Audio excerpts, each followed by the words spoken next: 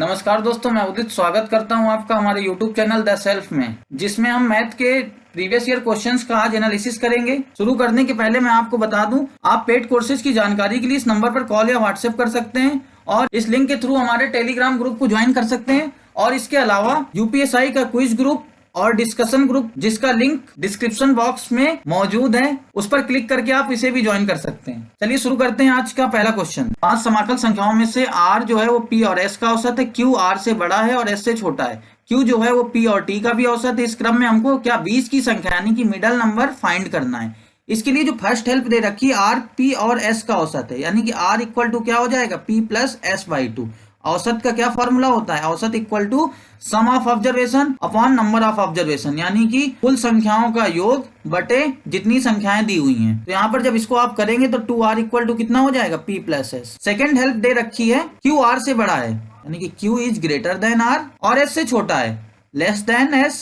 Third help दे रखी है आपके पास q p और t का औसत है, यानी कि q equal to p plus t, sum of observation upon number of observation. दो डिजिट दो संख्याएं थी तो अपॉन 2 कर दिया। 2q इक्वल टू दिया हुआ है आपके पास p प्लस टी, और इससे आप देखेंगे जो q है वो ग्रेटर देन r है सेकेंड हेल्प से, तो 2q भी क्या होगा, उसका डबल भी हमेशा क्या होगा, बड़ा ही होगा। 2q की वैल्यू रख लेंगे, p प्लस टी यहां पर रखेंगे, p प्लस s, p से p कट जाएगा तो t is greater then s।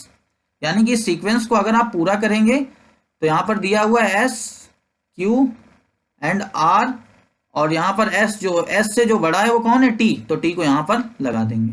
अब 5 संख्याएं थी और यहां पर 4 आ चुकी हैं, 1 2 3 4। बची कौन सी ये संख्या आना, बची आपके पास संख्या p आना, और p जो है वो यहां पर क्या दे रखा था कि जो p और s का औसत है वो r है, यानी कि r को जो है वो p और s के बीच में आना चाहिए। s यहां पर है तो p कहां पर आएगा, इसके राइट हैंड में आएगा r के। क्यों, क्योंकि औसत में हमेशा जो औसत होता है वो हमेशा बीच में आता है, और r इसका औसत है, यानी कि p और s के बीच में r आएगा। अगर हम p को यहाँ पर t के बगल में रख देते हैं तो r किनारे हो जाएगा, जो कि हमारे क्वेश्चन को सेटिस्फाई नहीं करेगा। इसलिए हमको p को कहां पर रखना पड़ेगा, बिल्कुल राइट हैंड साइड में।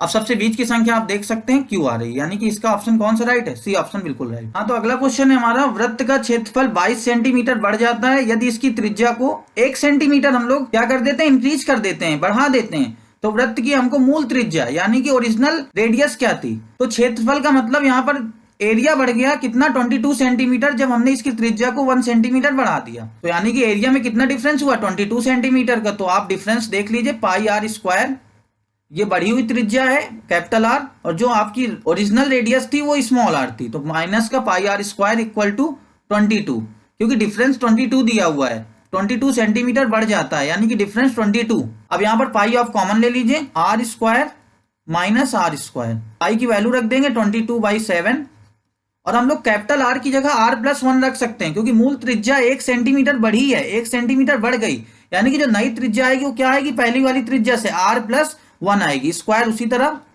माइनस का आर स्क्वायर इक्वल टू 22 से 22 कट जाएगा, आर प्लस 1, यानी कि आर प्लस 1 का स्क्वायर क्या हो जाएगा, ए प्लस बी का होल स्क्वायर के इसमें फार्मूला लगा दीजिए, आर स्क्वायर प्लस 1 प्लस का 2r माइनस का आर स्क्वायर इक्वल टू 7, ये 7 इधर आ जाएगा, आर स्क्वायर से आर स्क्वायर कट गया, एंड 2r इक्वल टू हो गया 6, तो r इक्वल टू कितना हो जाएगा 3, यानी कि इसका ऑप्शन ए राइट है। हाँ, तो अगला क्वेश्चन है हमारा, पिता के पास 83,000 यानी कि 80,000 रुपीज थे।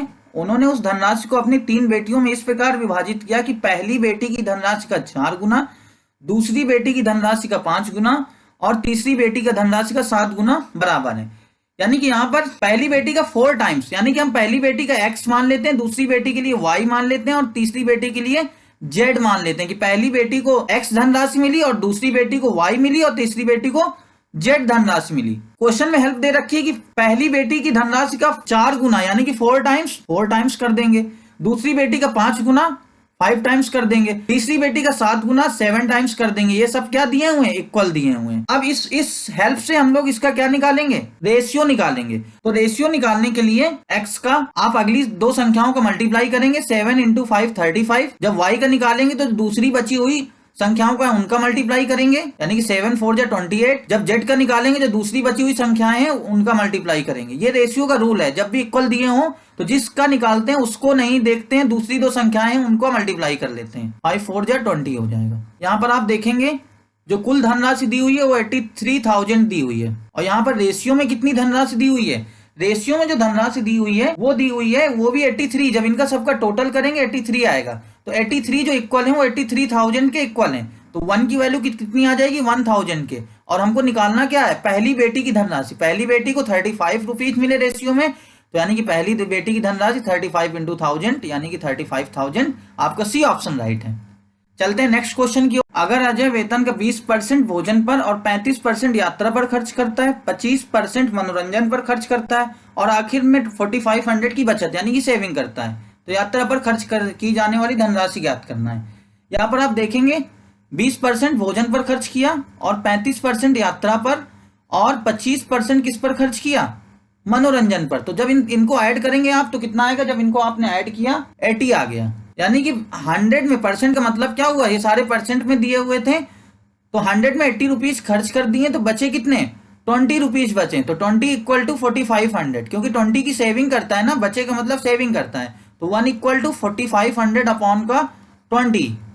और वैल्यू किसकी निकालनी है आपको, यात्रा पर खर्च की जाने वाली राशि। तो यात्रा पर 35 रुपीज खर्च किया, 35% यानी कि 5 से काटेंगे, 5 7 जा एंड 5 4 जा, 4 से इसको आप काट लीजिए एंड देन आंसर आ जाएगा आपका 25 इंटू 7। जब आप इसका मल्टीप्लाई करेंगे तो 7875 आएगा, यानी कि इसका ऑप्शन बी राइट है। चलते हैं नेक्स्ट क्वेश्चन की ओर। एक व्यक्ति 20% लाभ कमाना चाहता है, परंतु गलती से वह इतने पैसे वसूल करता है कि जो बिक्री मूल्य का 20% है। लाभ में इस गलती के कारण होने वाली कमी या वृद्धि क्या है। तो आप देखेंगे यहाँ पर उसने एक गलती कर दी, 20% तो कमाना चाहता था बट गलती कर दी कि वो बिक्री मूल्य का 20% उसने कमा लिया। तो अगर आप देखें आपके पास कॉस्ट प्राइस अगर 100 दिया हो तो बेचेंगे उसको कितने में, बिक्री कितने में करेंगे, सेल कितने में करेंगे। तो यानी कि 100 प्लस एक्स में एक्स रुपीज का प्रॉफिट लेके उसने सेल कर दिया और उससे गलती हो गई तो 20% का उसने इसी का प्रॉफिट कमा लिया, बिक्री मूल्य का 20%। यानी कि 20% जब करेंगे बिक्री मूल्य का तो प्रॉफिट कमा लिया, यही तो प्रॉफिट है, 20% किया यानी कि एक्स प्रॉफिट है। जब आप इसको करेंगे 20/100 तो 100 प्लस एक्स आ जाएगा आपके पास 5x। तो x की वैल्यू आ जाएगी आपके पास 100 अपॉन का 4, x इक्वल टू 25। और पहले कितना वो कमा रहा था, 20% लाभ, अब कितना कमा लिया 25%, यानी कि आंसर क्या हो गया, पहले से 5% इंक्रीज हो गया, यानी कि इसका सी ऑप्शन राइट है। चलते हैं नेक्स्ट क्वेश्चन। अगर लागत मूल्य बिक्री मूल्य का 70% हो, यहां पर बोला हुआ है कि जो लागत मूल्य है वो 70% है किसका, बिक्री मूल्य का। यानी कि कोई चीज 100 में बिक्री की जाती है, सेल की जाती है और लागत कितनी थी उसकी 70 थी, तो अनुमानित लाभ प्रतिशत आपको बताना है। तो यानी कि दिख रहा है आपको 100 में अगर बिक्री कर रहे हैं 70 रुपीज लागत थी, 30 का लाभ हुआ। और लाभ जो होता है हमेशा वो कॉस्ट प्राइस के सापेक्ष होता है, लागत मूल्य के सापेक्ष होता है और परसेंटेज में निकालना है इंटू 100। इसको जब आप सॉल्व करेंगे तो आएगा 42.86%। अप्रॉक्स में बोला गया है, अनुमानित बोला गया है, तो यानी कि इसका ए ऑप्शन राइट है। हाँ, तो अगला क्वेश्चन है हमारा, एक समांतर चतुर्भुज जिसका आंतरिक कोण 150 डिग्री है और उसकी दो भुजाएं 10 सेंटीमीटर और 12 सेंटीमीटर की हैं। तो समांतर चतुर्भुज का क्षेत्रफल यानी कि हमको एरिया पैरेललोग्राम का फाइंड करना है। उसके लिए हमको हेल्प दे रखी है 150 डिग्री, उसका एक इंटरनल एंगल दे रखा है, यानी कि ये वाला एंगल कितना दे रखा है आपको, 150 डिग्री दे रखा है। और हाँ, आपको पता होना चाहिए कि जो एडजेसेंट एंगल्स का सम होता है, एडजेसेंट एंगल मतलब आसन या संलग्न कोणों का जो योगफल होता है वो 180 डिग्री होता है। अगर ये 150 है तो इसका एडजेसेंट ये हुआ तो इसका कितना आ जाएगा, 30 डिग्री आ जाएगा। और आपको एरिया पैरेललोग्राम निकालना है, एरिया निकालना है किसका, आपको समांतर चतुर्भुज का। उसका फार्मूला होता है क्या, बेस इंटू हाइट। उसके लिए बेस तो आपको मालूम है 12 सेंटीमीटर दिया हुआ है और ये 10 सेंटीमीटर दिया हुआ है, लेकिन हाइट फाइंड करनी। हाइट यहाँ से हम लोग एक यहाँ से हम लोग एक ड्रा करेंगे परपेंडिकुलर, ये 90 डिग्री हो गया। और फिर हम लोग इसकी हाइट ये फाइंड करेंगे हाइट। उसके लिए आप लेंगे क्या, sin 30 ले लीजिए। sin 30 इक्वल टू क्या होगा, लंब बटे कर्ण। तो इसके लिए ये एंगल है, इसके सामने का लंब हो जाएगा यानी कि h हो जाएगा। कर्ण क्या दिया हुआ है, 90 के सामने वाली भुजा क्या होती है, कर्ण होती है, यानी कि 10 डिग्री कर्ण हो गया। sin 30 की वैल्यू 1/2 इक्वल टू h/10, 2 5 जा 10, h की वैल्यू कितनी आ जाएगी, 5 आ जाएगी।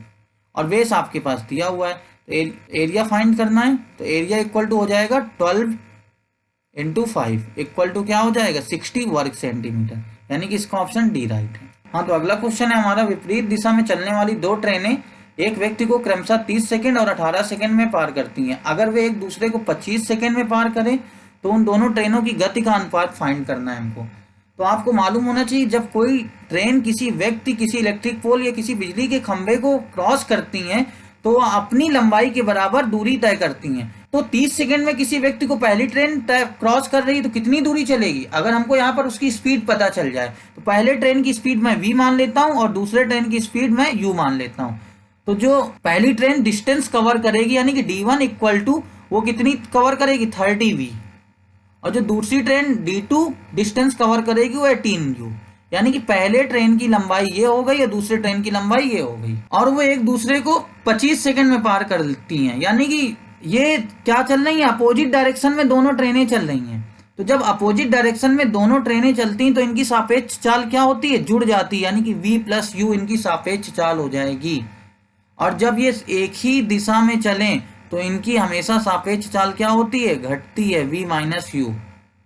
तो यहाँ पर तो अपोजिट डायरेक्शन में चल रही है ना, तो यहाँ पर जुड़ जाएगी, तो इनकी सापेक्ष चाल v प्लस यू हो गई।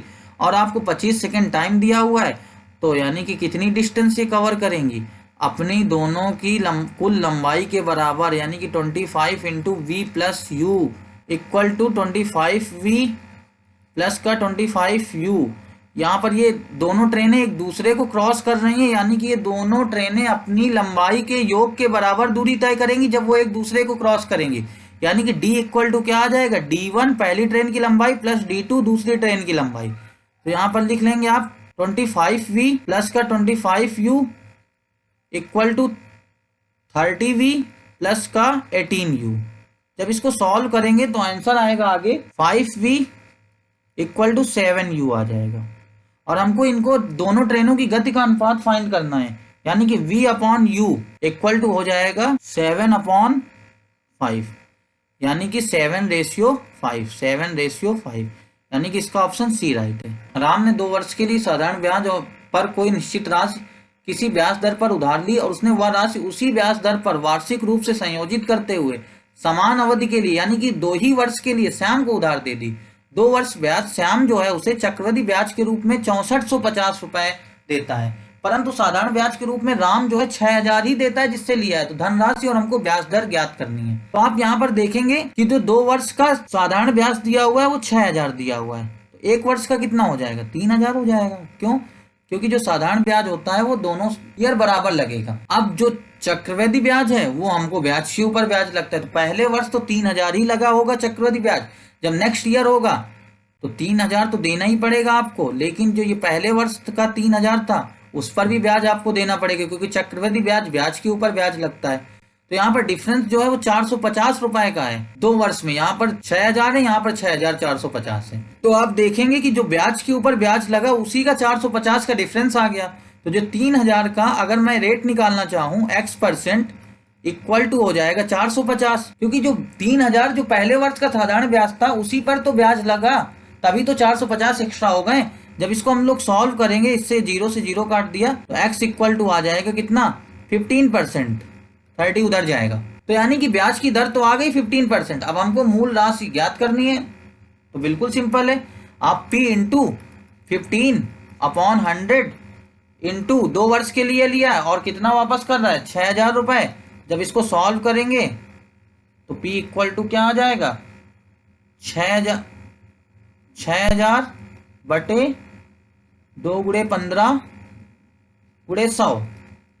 तो p इक्वल टू इसको सॉल्व करने पे कितना आ जाएगा, 20,000 रुपीज, यानी कि 20,000 हो गया आपका मूल राशि और 15% क्या हो गया, ब्याज दर, यानी कि इसका डी ऑप्शन राइट है। चलते हैं नेक्स्ट क्वेश्चन। सबसे बड़ी संख्या ज्ञात करें जो 1800 से छोटी हो और 6, 12, 18 से विभाजित हो सके, यानी कि 1800 से स्मॉलर चाहिए बट डिवाइडेड किससे हो, 6, 12, 18 से हो। तो इस तरह के क्वेश्चन में हम जब भी एक साथ विभाजित की बात करें तो सबसे पहले एलसीएम निकालते हैं। तो 6, 12 और 18 का जब एलसीएम निकालेंगे तो आएगा कितना, 36। अब अगर 36 से डिवाइड हो जाएगी वो संख्या तो इन तीनों से डिवाइड होगी। क्यों? क्योंकि 6, 12, 18 का जो एलसीएम है वो 36 है। अब जितने भी 36 के गुणक होंगे, क्योंकि 36 तो बहुत छोटी संख्या है, हमको 1800 से छोटी चाहिए और यहाँ पर 36 बहुत छोटी है, तो यानी कि 36 के जो गुणक होंगे वो सारे डिविजिबल होंगे किससे, 6, 12, 18 से। यानी कि 36 का हम 15th गुणक निकालते हैं थोड़ी देर के लिए, तो 1800 आ जाएगा। बट ये तो इक्वल हो गई ना, 1800 से हमको छोटी चाहिए थी, तो यानी कि 36 इंटू 49, यानी कि इसका 49th जो मल्टीपल है, गुणक है, वो कितना आ जाएगा, वो 1764 आ जाएगा, यानी कि इसका ऑप्शन बी राइट है। यानी कि 1800 से छोटी है 1764। अगर 1800 के बराबर पूछता तब तो 1800 ही हो जाती, 36 का 50 जो है आपका मल्टीपल। एक कार का मालिक लगातार 3 वर्षों तक 6.50 रुपीज और 10 रुपीज और 8.50 रुपीज डीजल खरीदता है। मतलब ये 3 वर्षों का रेट दिया हुआ है डीजल का। अगर वह प्रतिवर्ष डीजल पर 22,100 रुपये खर्च करता है तो डीजल का अनुमानित औसत मूल्य ज्ञात करना है। अब इसके लिए आपको मालूम होना चाहिए औसत मूल्य हमको जो है, तो सबसे पहले कुल रुपए कितने खर्च किए वो पता हो जाए, और क्योंकि औसत मूल्य बोला है तो कुल रुपए और कुल डीजल, यानी कि कुल डीजल कितना खरीदा वो पता हो जाए तो औसत आ जाएगा। बट यहाँ पर कुल रुपए तो एक वर्ष का दिया हुआ है 22,100 रुपए, बट 3 वर्ष तक लिया है तो कुल रुपए कितने हो जाएंगे, 22,100 में अगर हम T3 का मल्टीप्लाई करा देंगे तो जो कुल रुपए हो जाएंगे वो हो जाएंगे 66,300 रुपए। यानी कि 3 वर्षों में वो टोटल 66,300 रुपए खर्च करेगा। कुल रुपए तो आ गया। अब हमको कुल डीजल चाहिए। अगर पहले वर्ष उसने 22,100 रुपए खर्च कर दिए और डीजल का रेट दिया हुआ है 6.50 1 लीटर डीजल, तो 22,100 में अगर हम डिवाइड करा देंगे 6.50 का तो कितने डीजल आ जाएगा, 3400। इसी तरह नेक्स्ट ईयर का जब डीजल निकालेंगे यानी कि 22,100 में हम लोग डिवाइड करा देंगे जो नेक्स्ट ईयर का रेट है 10 का, तो कितने डीजल आ जाएगा, 2210 लीटर डीजल। इस तरह थर्ड ईयर कितना डीजल लिया, तो जो रेट है टोटल से डिवाइड करा देंगे, यानी कि 22,100 को हम डिवाइड करा दें किससे, 8.50 से, तो जो डीजल आ जाएगा वो कितना आ जाएगा, 2600। अब कुल डीजल निकालना है तो पहले वर्ष कितना खरीदा, दूसरे वर्ष कितना खरीदा, तीसरे वर्ष कितना खरीदा, इनको हम लोग ऐड कर देंगे तो कुल डीजल आ जाएगा। जब इनको हम लोग ऐड करेंगे तो डीजल जो आएगा टोटल वो आएगा 82,100 कुल डीजल। और हमारे पास कुल रुपए दे रखा है तो कुल रुपए अपॉन कुल डीजल यानी कि 66,300 डिवाइड करा देंगे तो हमारा औसत आ जाएगा। जो औसत आएगा, एवरेज आएगा, वो एवरेज आ जाएगा हमारा 8.07 रुपीज, यानी कि इसका डी ऑप्शन राइट है। एक काम को 40 दिनों में पूरा करने के लिए 20 श्रमिकों को नियुक्त किया जाता है, लेकिन कुछ श्रमिक काम के 16 दिनों के बाद काम छोड़ देते हैं, तो शेष श्रमिक उस काम को 30 दिनों में पूरा करते हैं। यानी कि जो बचा हुआ काम है वो 30 दिन में पूरा होता है, तो 16 दिनों के बाद कितने श्रमिकों ने काम छोड़ दिया ये फाइंड करना है हमको। इस क्वेश्चन को बड़ी आसानी से हम लोग 2 तरीकों से कर सकते हैं। जो पहला तरीका है वो देखते हैं, पहले टोटल वर्क निकाल लेते हैं। अगर 40 डेज तक वर्क होता है और 20 जो हमारे श्रमिक है वो वर्क करते हैं, मैंने माना कि एक श्रमिक एक काम करता है, तो 40 इंटू 20 यानी कि 40 गुणे 20, यानी कि टोटल वर्क कितना हो गया, 800 वर्क हो गया। अब उनमें से 16 दिनों तक तो पूरा बराबर 20 लोगों ने काम किया, तो 16 गुणे 20 इक्वल टू 320 वर्क हो गया। अब 16 दिनों के बाद श्रमिक चले गए कुछ, तो कितना काम बचा, जो रिमेनिंग वर्क है हमारा, यानी कि बचा हुआ काम है जो हमारा, वो कितना हो जाएगा, 800 में 320 चले जाएंगे तो 480 हमारा बचा हुआ काम हो जाएगा। अब रिमेनिंग वर्क 30 दिन में पूरा हो जाता है, तो डिवाइडेड बाई 30, तो कितने लोग काम करेंगे, यानी कि 16 लोग काम पूरा करते हैं लास्ट में, तो यानी कि 20 में से 16 बचे हुए हैं आपके, तो कितने लोग काम छोड़कर चले गए, 4 लोग। अब नेक्स्ट इसका सेकंड मेथड आप देख लीजिए। सेकंड मेथड है M1D1 से करेंगे हम लोग इसको, M1D1 इक्वल टू M2D2, जहां पर M क्या है, M है आपकी आदमियों की यानी कि श्रमिकों की संख्या, और D क्या है आपका नंबर ऑफ डेज। अब आप यहाँ पर थोड़ी देर के लिए मान लीजिए कि जो श्रमिक थे, कुछ श्रमिक थे वो 16 दिनों के बाद काम छोड़कर चले गए, तो अगर वही 20 श्रमिक काम स्टार्ट रखते तो अगले 24 दिनों में काम पूरा हो जाता। 16 दिन तो बीत चुके ना, तो वही 20 श्रमिक अगर काम स्टार्ट रखते तो 24 दिनों में काम पूरा हो जाता। बट हुआ क्या है, M2 तो नहीं हमको पता, वो काम अगले 30 दिनों में हुआ है, यानी कि काम तो बराबर है ना, तो M2 इक्वल टू यहाँ पर वैल्यू फाइंड कर लेंगे आप लोग 20 इंटू 24 अपॉन का 30। जब इसको काटेंगे ऐसे तो M2 इक्वल टू कितना आ जाएगा, 16, यानी कि बचे हुए वर्ग आदमी कितने हैं, 16 है। इससे भी आप आंसर फाइंड कर सकते थे। हाँ, तो अगला क्वेश्चन है हमारा, 10 व्यक्ति 10 दिनों में एक मकबरा का निर्माण कर सकते हैं। दुर्भाग्य से पहले दिन केवल एक कार्यकर्ता उपलब्ध होता है, दूसरे दिन 2 और शामिल होते हैं। काम पूरा होने तक प्रतिदिन 2 कार्यकर्ताओं के शामिल होने का सिलसिला जारी रहता है। मतलब क्वेश्चन क्या बोल रहा है कि पहले दिन अगर 1 आया तो दूसरे दिन कितने हो जाएंगे, 3, 2 और, तो तीसरे दिन 5, इसी तरह लगातार कंटिन्यू ज्वाइन करते रहते हैं 2-2 लोग। तो यहाँ पर क्वेश्चन को देखेंगे, टोटल वर्क सबसे पहले फाइंड करेंगे। 10 व्यक्ति 10 दिनों में एक मकबरा बनाते हैं, तो total work 10 into 10 equal to कितना हो जाएगा, 100, यानी कि टोटल वर्क कितना है आपके पास, 100 है। अब 100 में पहले दिन 1 कार्यकर्ता आया, यानी कि पहले दिन 1 काम हो गया, दूसरे दिन 2 और आ गए, यानी कि 3 हो गए, तो 3 काम, तीसरे दिन 5, इसी तरह 2 और 7, इसी तरह 2 और आ गए 9, इसी तरह 11, 13, 15, 17, 19। जब इनको ऐड करेंगे तो टोटल 100 वर्क हमारा हो गया होगा। तो दिन कितने हो गए, 1, 2, 3, 4, 5, 6, 7, 8, 9, 10, यानी कि टोटल 10 डेज में हमने वर्क कंप्लीट कर लिया। तो यानी कि जो इसका ऑप्शन होगा वो डी राइट है। चलते हैं नेक्स्ट क्वेश्चन की ओर। लगातार 300 ईयर में महीने का 31वां दिन कितनी बार आएगा। तो इस क्वेश्चन को करने के लिए सबसे पहले हमको 1 ईयर में, यानी कि 1 वर्ष में कितने 31 के महीने आते हैं वो पता होना चाहिए। तो आप बताएंगे सबसे पहला महीना क्या होता है, जनवरी 31 का, फिर मार्च, फिर मई, फिर जुलाई, फिर अगस्त, फिर अक्टूबर, फिर दिसंबर। 1, 2, 3, 4, 5, 6, 7, टोटल 1 ईयर में कितने 31 के महीने हो गए, वो 7 हो गए। तो हमको निकालना कितने में, 300 ईयर में। तो 300 ईयर में कितने हो जाएंगे, 300 इंटू 7 इक्वल टू 2100, यानी कि 300 ईयर में 2100 मंथ होंगे 31 डेज के। चलते हैं नेक्स्ट क्वेश्चन की ओर। 4 लड़कों और 3 लड़कियों को एक पंक्ति में क्रमबद्ध किया जाना है। इस व्यवस्था में 2 लड़कों के एक साथ और 2 लड़कियों के एक साथ ना होने की संभावना ज्ञात करें। टोटल कितने लोगों को बैठाना है, 4 बॉयज हैं और 3 गर्ल्स हैं, तो 7 हो गए। 1, 2, 3, 4, 5, 6, 7 लोगों को सबसे पहले में बॉयज बैठा देते हैं, और बोला है 2 लड़कों को एक साथ नहीं होना चाहिए। फिर देन दूसरी गर्ल्स बैठा दीजिए, फिर देन पहला, फिर बॉयज, फिर गर्ल्स, फिर बॉयज, फिर गर्ल्स, फिर बॉयज, इस तरह 7 लोग हमारे बैठ गए। जो पहला आपकी प्लेस है उसको तो हम लोग फैक्टोरियल 4 तरीके से बैठा सकते हैं ना, ये बॉयज आपस में इंटरचेंज हो सकते हैं ना। एंड देन इसी तरह गर्ल्स को, जो एक गर्ल्स का प्लेस है वो भी आपस में इंटरचेंज हो सकता है गर्ल्स का गर्ल्स के साथ ही। तो इनको फैक्टोरियल 3, क्योंकि 3 गर्ल्स हैं तो फैक्टोरियल 3 तरीके से। एंड संभावना पूछा है, प्रोबेबिलिटी पूछा है, तो यानी कि नीचे तो टोटल कितने तरीके हैं हमारे पास, टोटल लिखते हैं हमेशा प्रोबेबिलिटी में, 7 तरीकों से बैठा सकते हैं क्योंकि 7 लोग हैं टोटल।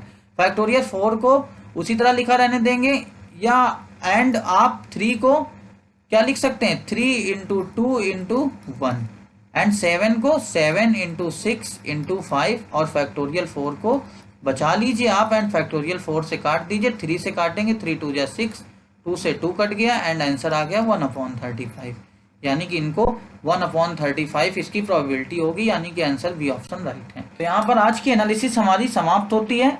अपने सजेशंस हमको कमेंट बॉक्स के माध्यम से जरूर बताएं। मिलते हैं अगली एनालिसिस में, तब तक के लिए धन्यवाद।